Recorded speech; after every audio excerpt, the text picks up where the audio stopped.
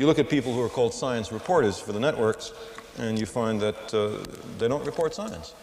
It's not scientific ideas, theories, discoveries. It's almost entirely medicine and technology. There ought to be a medical reporter, there ought to be a technology reporter, but there ought to be a science reporter.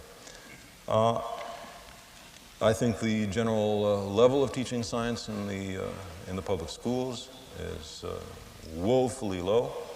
I think scientific attitudes of thought, including skepticism of received wisdom, is desperately needed in various social, economical, political, and even religious aspects of our society, and isn't there. And this may, in fact, explain part of the reason that scientific attitudes of thought are not taught, by and large, in the schools. I think this is simply suicidal. I think science ought to be talked about on some level over dinner tables.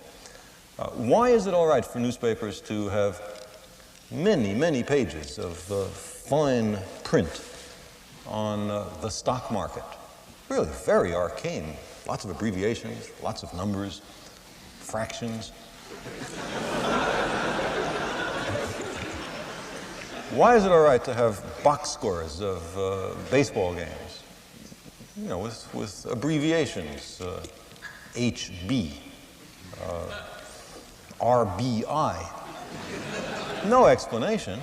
You're supposed to understand that.